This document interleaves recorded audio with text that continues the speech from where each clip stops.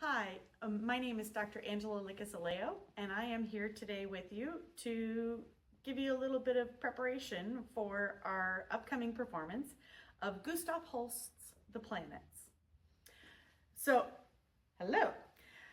Today we're blasting off into the cosmos, no telescope required, as we explore Gustav Holst's The Planets, one of the most imaginative and influential orchestral pieces of the 20th century. Now, before you get too excited, this is not Star Wars, the classical prelude, though I will admit, if John Williams had a musical ancestor, Holst would definitely be it.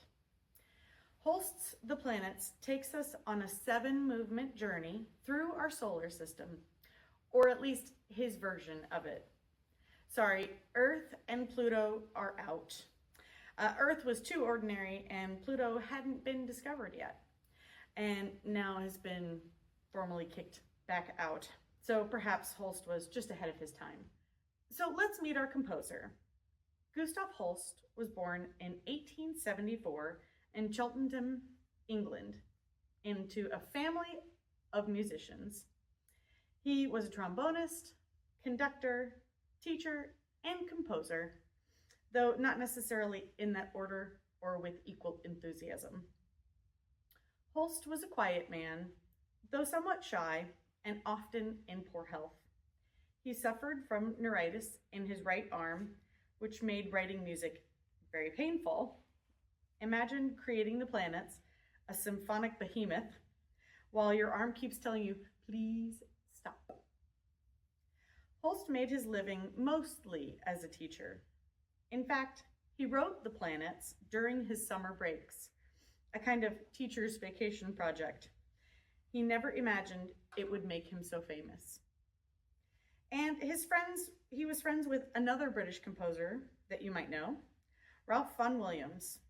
The two of them were musical counterparts, exploring how to write music that sounded truly English rather than a knockoff of German Romanticism. Vaughan Williams collected folk tunes. Holst looked to the stars. Now, this is astrology, not astronomy. Now, here's where things get interesting and a little mystical. Despite the spacey title, The Planets isn't really about the planets themselves. It's about their astrological characters, the emotions, moods, and mythic personalities associated with each one. Holst was fascinated by astrology, not as a parlor trick, but as a way of understanding human character. Each movement is a kind of musical portrait of what the planet represents in the zodiac, or mythology. Think of it as a musical horoscope on a cosmic scale. So instead of NASA data, Holst gives us Mars, the bringer of war, Venus, the bringer of peace, Mercury, the winged messenger, Jupiter, the bringer of jollity, Saturn, the bringer of old age, Uranus, the magician, and Neptune, the mystic. So, Mars, the bringer of war. Let's start where Holst does, with a bang.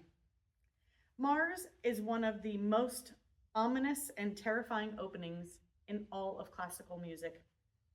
Written just before World War I, between 1914 and 1917, it sounds almost prophetic. 5 relentless beats per measure, a rhythm that feels off-kilter, mechanical, and unstoppable. Holst doesn't write a melody, he writes motion. Like gears or rhythm grinding toward destruction, you can almost hear the war machines rumbling to life. When the full orchestra erupts, it's chaos. Brass, percussion, and strings all driving forward.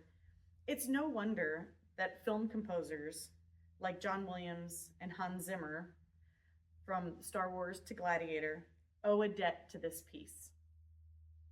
If you ever need music for conquering a small planet, this would be it. Then Mercury, the winged messenger, takes us off on a journey the cosmic courier. This movement flits and darts with quicksilver energy. Holst's orchestration is nimble. Woodwinds, celesta, and strings dancing around each other like cosmic sparks. It's almost over as soon as it begins. It's short, clever, and mercurial in every sense of the word.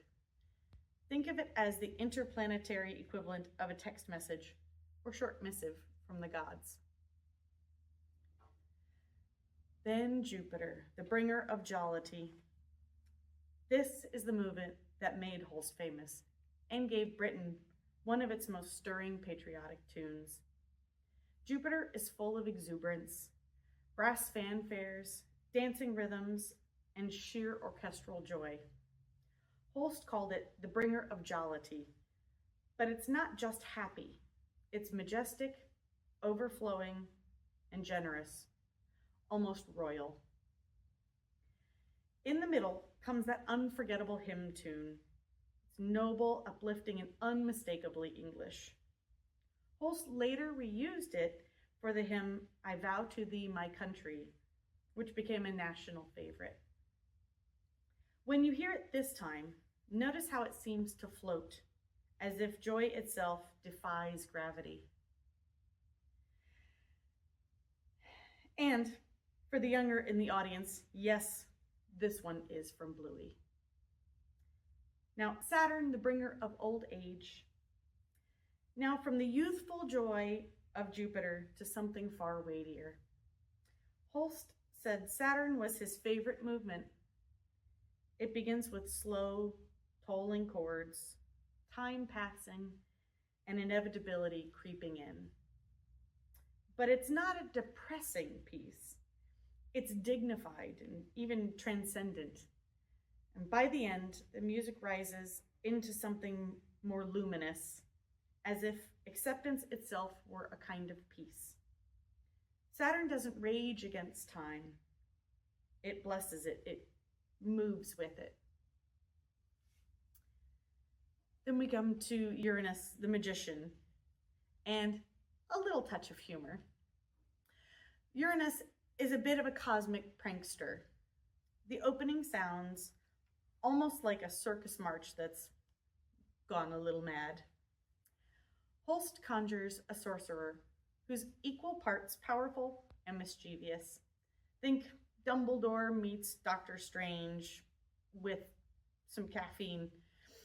Or for those of us who remember a pre-Harry Potter time, maybe Mickey. Though perhaps we shall save Dukas for another day. The orchestra explodes with wild colors and rhythms.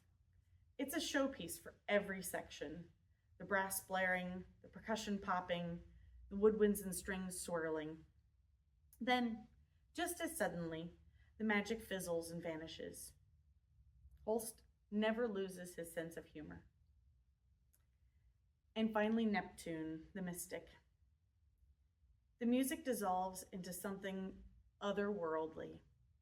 Soft, floating, seemingly without a rhythm or gravity. The celesta and flutes shimmer like starlight, almost like Debussy. Then from far away, a woman's chorus begins to sing, wordless, ethereal, and fades gradually into silence. Holst even instructed the chorus should be off stage, so the sound disappears into the infinite, so the audience never sees the choir. It's one of the most haunting endings in all of music, the universe receding quietly into the distance. So there you have it. 7 portraits, 7 planets, 7 sides of the human spirit and mythology. From the aggression of Mars to the mystery of Neptune, Holst gives us a musical map of the cosmos, not a physical one, but an emotional one. When the last note fades, resist the urge to clap right away. Let that silence linger. That's where Holst leaves us, somewhere between the stars and the soul. Enjoy your journey through the planets.